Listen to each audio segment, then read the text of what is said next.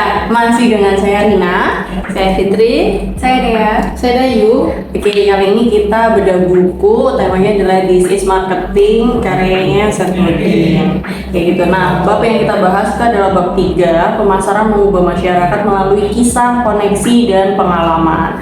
Ini kalau misalnya saya nangkep itu berarti pemasaran atau digital marketing itu bisa melalui kisah atau cerita seseorang person to person, ya kan, kemudian berdasarkan dari koneksi, misal channel person tersebut dan sebagainya. Kemudian bisa juga berdasarkan dari pengalaman. Lah, ini di dalam buku ini sendiri itu ada subbab-subbab yang membahas per item-itemnya. Nah, yang pertama itu adalah kisah, koneksi, dan pengalaman yang akan dijelaskan oleh Kak Dea. Nah, Kak Dea boleh dibantu nggak di-spill-kan? Kayak gimana sih kisah, koneksi, dan pengalaman tersebut? Oke.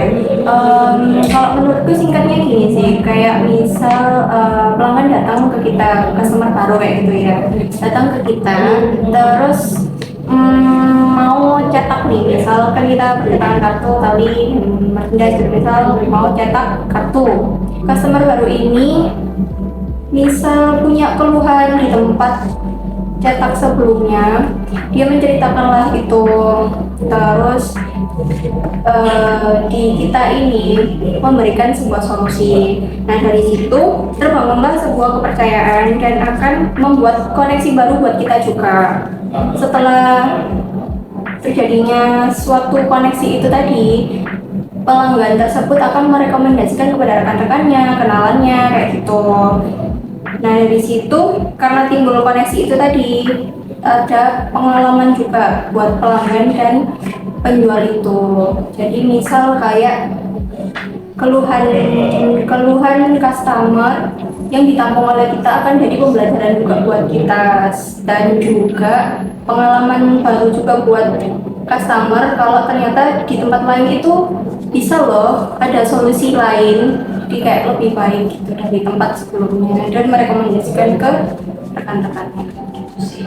Oke, berarti kan intinya sebenarnya kalau kita belajar dari pemasaran itu sebenarnya kalau misalnya kecewa ke tempat lain jangan matok semuanya sama kayak gitu kan ya. Berarti setiap percetakan ataupun setiap perusahaan itu pasti punya solusinya sendiri-sendiri. Bisa jadi kita ke perusahaan A atau percetakan A ini kecewa banget kayak gitu ya. Mungkin itu disampaikan aja, atau paling enggak tugasnya sales adalah menggali permasalahan tersebut. Kemudian akhirnya oh ternyata kita punya solusi B.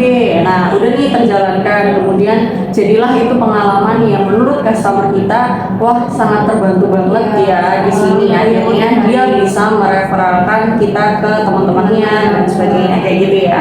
Oke, nah untuk clue yang kedua atau sub yang kedua itu adalah didorong oleh pasar yang akan dijelaskan oleh Bu Fitri. Silakan. Didorong oleh pasar di sini adalah seseorang yang menjual dan didorong oleh pemasaran mereka di dalam menawarkan, fokus dalam memberikan apa itu hal-hal yang sekiranya kayak pemasaran, hal-hal yang dipikirkan orang menarik, tapi kadang mereka juga lupa memberikan pendorong yang didorong oleh pasar di sini, lupa mengidentifikasi perasaan konsumen. Jadi kayak konsumen itu harusnya dianggap apa sih yang diperlukan oleh konsumen, frustasi apa yang didapatkan dia dari luar sehingga dia harus memilih ke kita kayak gitu. Jadi pendorong yang utama adalah lebih peka lagi terhadap perasaan konsumen. Kita bisa punya semangat untuk menyelesaikan permasalahan konsumen, jadi kita bisa lebih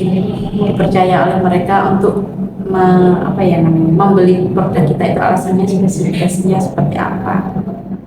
Oke, berarti didorong oleh pasar atau siapa yang mengemudikan bus itu sebenarnya tergantung kita mau mengemudikan kemana nih. Jadi kalau misalnya kita mau dengar pasar mana sih yang harusnya kita tembaki kayak gitu ya. Nah, kita menawarkan sesuai yang kita kemudikan. Ibaratnya kalau kita tujuannya dari Surabaya ke Jakarta, ya udah kita Surabaya ke Jakarta. Jangan sampai dari Surabaya ke Jakarta, ternyata nyasarnya ke Bali, bla bla bla kayak gitu. Itu sih. Jadi ibaratnya kayak gini, kalau mau ngasih solusi itu paling nggak sesuaikan dengan segmennya tadi, atau paling nggak sesuaikan dengan pasar yang teman-teman lagi kerjakan. Kayak misalnya beda banget kan di Surabaya sama di Jakarta, Jakarta sama Surabaya beda banget ketika kita lihat perekonomian ya. Di Jakarta tempatnya orang gampang banget cari duit ya kan. Berarti mereka udah nggak butuh lagi tuh yang namanya harga murah, kemudian bla bla bla. Yang dia butuhkan adalah kualitas tepat dan sebagainya kayak gitu. Tapi beda banget kalau di Surabaya. Dulu Surabaya itu masih banyak orang yang nego kayak gitu, kemudian masih juga minta cepat dan sebagainya. Nah itu teman-teman yang harus mengemudikan, ini mau dikasih harga murah atau ini mau dikasih harga mahal kayak gitu. Nah sama halnya beda juga kalau di Semarang ya kan ya. Kalau di Semarang itu orangnya nggak mau ngeluarin duit banyak, tapi mintanya bertubi-tubi, minta cepat dan sebagainya. Bukan aku menyudutkan, tapi kita demografi lah ya. Dimanapun lokasinya itu pasti karakter orang itu berbeda-beda. Jadi tergantung kita mengemudikannya seperti apa. Jadi kalau aku bilang itu ini kan terkait marketing ya, atau pemasaran yang benar itu adalah gimana kamu bisa berada di dalam suatu tempat itu. Jadi kalau misalnya tempatnya memang happeningnya, udah nggak butuh lagi nih harga, ya udah kita ngikutin kayak gitu. Berarti bukan dari harga nih yang dibutuhkan, tapi selain itu kayak gitu. Apa sih yang dibutuhkan? Mungkin jadi kualitas itu bisa jadi seperti itu. Karena kan biasanya dari harga, kualitas, kecepatan, estimasi gitu kan ya. Nah itu kan yang paling harusnya di area-area tertentu itu harus paling nggak 2 lagi minimal, nggak mungkin 3 tipenya. Itu sih yang perlu kita yakini. Oke, mungkin bab yang selanjutnya itu atau yang selanjutnya itu adalah mitos tentang pilihan rasional yang akan dijelaskan oleh Mbak Deyu. Mbak Deyu silakan. Oke, di sini mitos tentang pilihan rasional dikatakan kan agen rasional diasumsikan memperhitungkan informasi yang tersedia, probabilitas kejadian serta biaya dan manfaat dalam menentukan preferensi dan bertindak secara konsisten dalam menetapkan pilihan tindakan terbaik. Itu kan ujar Wikipedia, padahal ternyata salah. Sebenarnya kalau kita merasa ragu, asumsikan saja bahwa orang akan bertindak menurut dorongan rasional. Jadi kayak misalkan kita tuh selalu berpikir, jangan-jangan orang mau membeli barang kita dengan pilihan rasional dan lain sebagainya, padahal belum tentu tidak. Di sini yang dua kesalahan yang sering kita lakukan adalah mengasumsikan bahwa orang yang kita layani itu adalah membuat pilihan yang terinformasi dengan baik dan rasional, padahal belum tentu seperti itu. Bisa aja mungkin mereka nggak rasional, nggak tahu dan lain sebagainya, dan kita mengasumsikan sebagaimana orang itu mengetahui apa yang kita ketahui.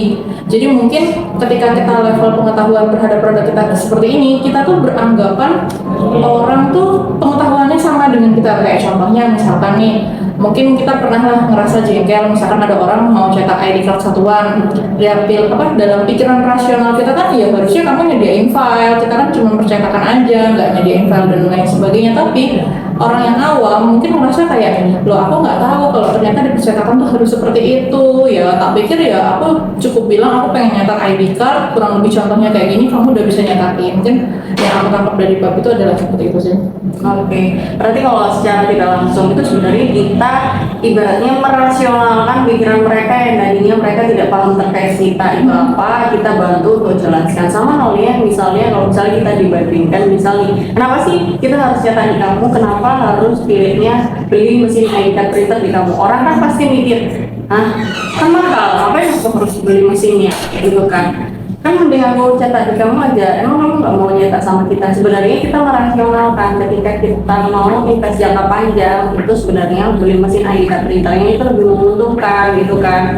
Tapi memang kadang orang awam itu perlu hitungan yang mungkin secara rasional mereka itu diterima. Sebenarnya kayak gitu. Jadi ibaratnya kalau kita hanya berasumsi, mungkin kebanyakan orang akan menolak ya kan. Karena pasti versinya, kamu karena dapat komisi kan, makanya kamu mau jualan mesin bla bla bla gitu. Padahal yang kita tunjukkan itu adalah benefitnya sebenarnya. Bapak kalau misalnya untuk jangka panjang ya, kita sarankan ini bukan karena kita nggak mau cetak, tapi kan lebih hemat juga. Mereka kan nggak perlu nyetak satuan dan sebagainya di tempat lain yang beda warna dan sebagainya. Sebenarnya kan benefitnya banyak. Mungkin itu yang bisa kita mitos merasionalkan pikiran orang lain. Jadi lebih ke arah kayak Menyamakan pikiran ya? Iya betul, kayak gimana kita bisa menyamakan persepsi antara kita penjual dengan si orang pembeli itu sih. bab keempat terkait pasar terkecil yang memungkinkan. Nah, sama kayak kemarin kita ada subbab-subbabnya. Subbab yang pertama itu perubahan yang ingin dibuat. Itu akan dijelaskan oleh Kak Dea. Silakan Kak Dea. Oke, di subbab atau poin yang pertama ini perubahan apa yang ingin Anda buat? Jadi pertanyaan ini simpel kan ya, tapi mengarah karena menyiratkan bahwa kita bertanggung jawab mau sebesar apapun atau sekecil apapun perubahannya, tetap aja ada perubahan. Di situ ada sambungan satu kalau nggak salah ya. Kita tergiur untuk melakukan perubahan Mekah yang mustahil. Jadi misal contohnya, kayak saya ingin mendapatkan omset per bulannya 700 juta kayak gitu. Tapi nyatanya untuk mendapatkan omset 100 sampai 200 juta aja udah ngos-ngosan. Bahkan mungkin kadang nggak capai itu. Sebenarnya itu bagus ya kan, optimis gitu. Tapi bakal jadi beban yang berat. Kalau ternyata beneran nggak bisa capai kan kayak alasannya kan itu terlalu besar sebulan segitu kayak gitu. Jadi kalau misal mau itu mulai aja dari yang kecil dulu, kayak misal target harian yang awalnya bisa capai 5 juta, target harian 5 juta bisa capai 5 juta, dinaikkan menjadi 7 juta kayak gitu. Jadi karena sebenarnya setiap langkah kecil yang kita ambil itu aja udah bisa disebut perubahan. Jadi kalau mau ada perubahan mulai dari yang kecil dulu aja. Udah kalau udah konsisten baru dinaikkanlah kayak level kesulitannya gitu. Udah? Oke. Kalau aku nanggapin berarti kalau misalnya di sini perubahan yang dimaksud itu adalah setiap perubahan itu memang terlalu muluk itu juga nggak bagus. Yang bagus itu adalah perubahan yang memang measurable, yang dapat diukur ya kan, kemudian dapat kita hitung rasional, secara rasional kan, kemudian bagaimana strateginya nanti ketika kita capai. Makanya kenapa aku pikir kalau misalnya teman-teman terlalu tinggi menargetkan sesuatu yang sebenarnya teman-teman sendiri kesusahan untuk nyapainya, itu sama aja kalian lompat dari bumi kepingin ke langit, kan nggak mungkin. Pakai tangga 1000 aja juga nggak bakalan cukup kayak gitu. Itu hal yang mustahil sebenarnya. Tapi kalau misalnya kita ada track recordnya mungkin dari 1 tahun ya kan, punya data kemudian kita olah, itu mungkin mustahil bisa kayak gitu. Ibaratnya pasti bisa lah tercapainya. Makanya kenapa di dalam buku ini diajarkan sebenarnya perubahan sekecil apapun itu ya namanya udah perubahan. Kayak misalnya kita belajar yang tadinya kita nggak disiplin, kita belajar datang disiplin ya kan, kemudian datang tepat waktu meskipun yang tadinya cuma selisih 30 menit, misalnya kita jam 9 ya, kita datang jam setengah 9 kayak gitu. Yang tadinya kita nggak bisa datang jam 9 akhirnya karena kita ubahnya 30 menit aja itu sudah berdampak ke mana-mana kayak gitu sih. Ya aku setuju sih kalau misalnya perubahan itu nggak harus perubahan yang besar, tapi kita lakukan perubahan yang kecil dulu. Karena menurutku sendiri, pendapatku sendiri, ketika kita melakukan perubahan yang besar itu akan bukan capek sih, lebih tepatnya sama halnya kayak konyol gitu loh. Kayak kamu belum pernah menjadikan perubahan kecil dulu biar paling tidak kamu puas terhadap dirimu karena pencapaian itu bisa kamu lalui, daripada kamu pencapaian besar tapi akhirnya kamu nggak tercapai kan, akhirnya malas mood itu jadi malas gitu loh. Itu sih yang aku rasain. Jadi kalau misalnya dalam buku ini dia jadi perubahan dari yang kecil, aku setuju banget sih. Oke, next selanjutnya itu ada janji apa yang dibuat yang akan di-sharingkan oleh Viv. Silakan Viv. Janji apa yang dibuat di buku ini itu lebih ke janji adalah tidak sama dengan jaminan. Janji lebih mirip seperti bila ini berfungsi untuk Anda akan menemukan kayak gitu. Jadi berarti kan menjual sebuah kartu atau BCA yang Gen 2. Jadi kita janjinya di sini lebih menjelaskan ke produknya. Kalau misalnya Anda menggunakan yang Gen 2 ini bisa di tap NFC, yang bisa mengisinya langsung lewat HP, nggak perlu ke lewat counter dulu. Jadi keunggulannya itu lebih mereka dapatkan manfaatnya. Begitu juga dengan kalau misalnya menggunakan kartu RFID yang ada chipnya, mereka bisa lebih absennya, bisa lebih tersistem kayak gitu. Jadi lebih memudahkan ke pengguna sih, lebih menjelaskan dan manfaat apa yang dapat mereka kalau mereka mengambil produk kita. Jadi bukan janji yang muluk-muluk, tapi lebih ke ini loh manfaatnya. Kalau kamu mengambil produk saya itu kayak gini, jadi pasti akan bermanfaat dan memberikan keuntungan pada klien. Oh, oke.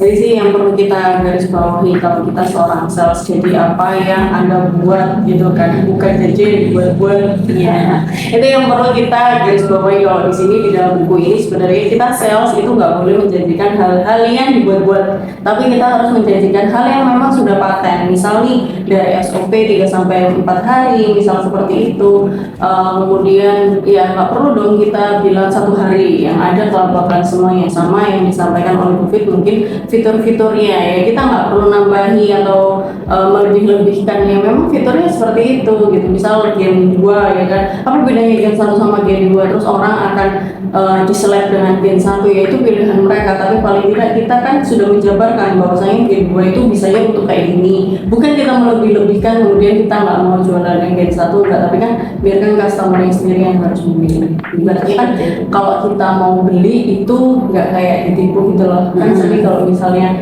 ditipu terus dijanjikan sama salesnya dapat A, B, C, D, F, tapi ternyata ujungnya langsung nggak sakit banget tuh ya. Oke, kemudian kita next selanjutnya itu siapa yang ingin Anda ubah, betul ya? Nah, ini akan dijelaskan oleh Mbak Dewi. Silakan Mbak Dewi. Di sini siapa yang ingin Anda ubah adalah lebih mengacu kepada kita tidak mungkin merubah semua orang, sama halnya dengan kita tidak mungkin menyenangkan semua orang. Karena semua orang itu banyak, semua orang itu terlalu beragam, terlalu besar dan terlalu tak acuh untuk kita ubah. Sehingga yang perlu kita ubah itu adalah seseorang atau sekelompok. Terus di sini dikatakan kita kayak lebih ke arah mengelompok-kelompokkan dulu. Mungkin yang aku tangkap dari intinya dari sini adalah kita lihat di kelompok-kelompok itu kita rubah dan lebih mengarahkan ke pasar mana. Kalau ini kan dicontohkan ada misalkan kalau di luar negeri itu kan Dunkin Donut itu terkenal sebagai penjual kopi ya. Selain donat dia juga kopi. Sama halnya dengan Starbucks, tapi pasar mereka, customer mereka berbeda. Kalau di sini dikatakan Dunkin Donut itu kebanyakan adalah kayak supir-supir, mungkin dari range harga ataupun dari brandingnya dan lain sebagainya, lebih ke arah supir-supir dan lain sebagainya. Sedangkan Starbucks itu lebih ke orang-orang yang eksekutif karena dia menjual kayak keelitan, harga, terus rasa dan lain sebagainya. Nah mungkin kalau bisa kita lihat ke produk kita sendiri, aku ngambil contohnya mungkin kartu nama kertas lah ya, sama kartu nama PVC. Itu kan memiliki pasar yang berbeda, walaupun sama-sama kartu nama, kayak tadi kan sama-sama kopi ya, tapi dua brand yang berbeda. Ini sama-sama kartu nama, berbeda bahan, tapi memiliki pasar yang berbeda. Untuk kartu nama kertas mungkin kan lebih ke orang-orang yang umum, mungkin orang-orang yang nggak terlalu mementingkan eksklusivitasan, nggak mementingkan gengsi, dan mungkin kayak udahlah yang penting punya, tapi mereka juga nggak mikirin daya tahannya, cuma sekedar punya buat dibagi-bagikan ke orang. Sedangkan orang-orang yang sudah memakai kartu nama PVC itu memang orang-orang yang lebih ke arah bos-bos, atau mungkin orang-orang yang menjual gengsi, kayak mereka tuh bukan orang sembarangan loh, kayak seperti itu. Karena juga kartu namanya lebih awet, lebih eksklusif, terus juga ketika disimpan nomornya itu juga bisa lebih tahan lama, karena kan dari bahannya sendiri pun nggak berdosa. Mungkin aku perbandingan ke situ. Jadi kayak kita nggak mungkin merubah semua orang, tapi kita tentuin pasar kita, terus kita merubah yang mana seperti itu. Karena kalau misalnya merubah orang itu kan nggak bisa. Iya, Karakter orang tuh segitu.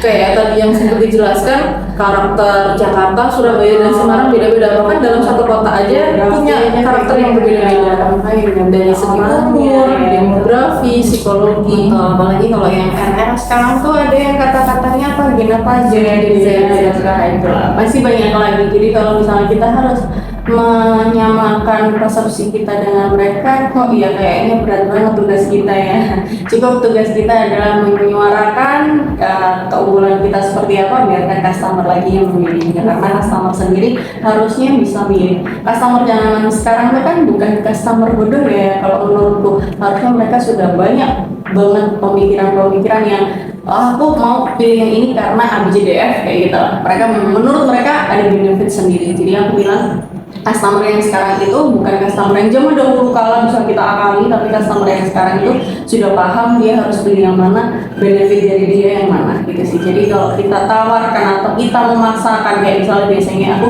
sama kayak halnya Budayu, ada orang yang minta kertas, Bunda ini tawarin PVC bla bla bla, iya palingan karena mereka sudah enggak melihat kualitas dan sebagainya, sama itu benefit yang kita tawarkan nggak dibutuhkan oleh mereka. Karena jangka panjang kita sudah menawarkan jangka panjang, mereka mikirnya jangka pendek ya sudah seperti itu. Oke, ada tambahan lagi dari teman-teman? Cukup. Oke, mungkin bedah buku kita sampai di sini dan bye.